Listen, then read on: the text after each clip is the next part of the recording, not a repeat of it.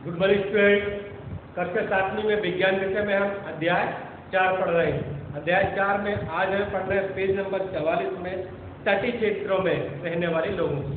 तो तटीय क्षेत्रों में रहने वाले लोग एक मनोरंजक परिघटना का अनुभव करते हैं। तटीय क्षेत्र का मतलब है यहाँ समुद्र के किनारे का क्षेत्र तटीय क्षेत्र कहलाता है। तो तटीय क्षेत्र में रहने वाले जो लोग होते हैं वे एक मनोरंजक घटना का अनुभव करते हैं। कैसे? देखिए क्या होता है, दिन के समय जब दिन रहता है उस समय स्थल यानी धरती या थल जल की अपेक्षा जल्दी गर्म होता है।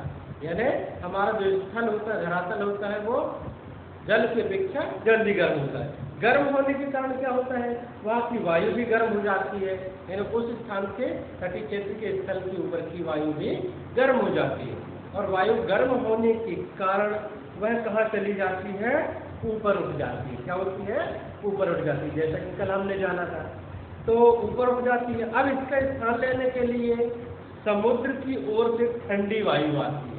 क्या आती है? समुद्र की ओर से ठंडी वायु स्थल की ओर बहती है। ठीक, अब इस चक्र को पूरा करने के लिए, है ना, इस चक्र को पूरा करने के लिए स्थल की ओर से गर्म वायु, यानी स्थल की जो गर्म वायु वह कहाँ चली जाती है, समुद्र की ओर बह जाती है।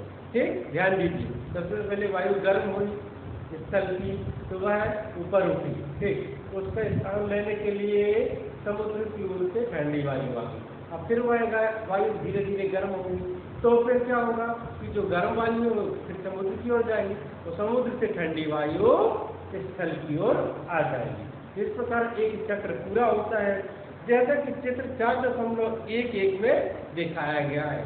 चित्र 4.11 में देखिए, यहाँ समुद्र समीर दिखाया गया है। क्या दिखाया है? समुद्र समीर। तो जब इस प्रकार की घटना होती है, कैसे कि समुद्र की ओर से आने वाली ठंडी वायु स्थल की ओर आती है, तो इस वायु को हम समुद्र समीर कहते हैं। क्या कहते हैं?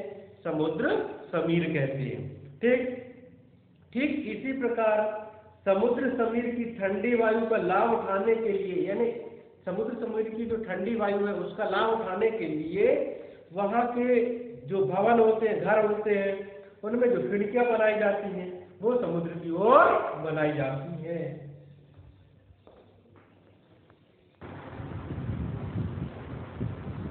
तो समुद्र समीर क्या कहलाता है?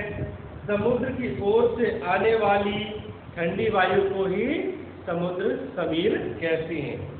समुद्र समीर की ठंडी वायु का लाभ उठाने के लिए जो समुद्र के किनारे भवन घर बने होते हैं उनकी खिड़कियां समुद्र की ओर बनाई जाती है।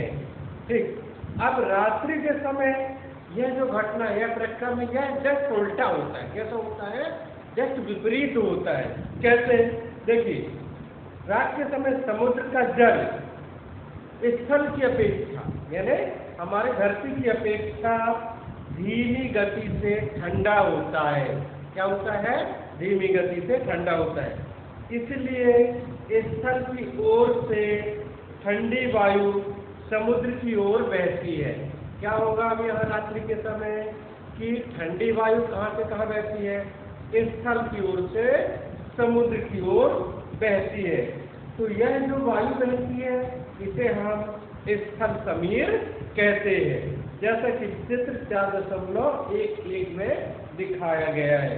ठीक, तो यहाँ दोनों चित्र आप देख लीजिएगा। यहाँ दोनों चित्रों में समुद्र समीर दिखाया गया है। पहले में समुद्र समीर, दूसरे में थल समीर दिखाया गया है। तो आज के लिए इतना काफी है। फिर नेक्स्ट वीडियो में देखेंगे। Thank you.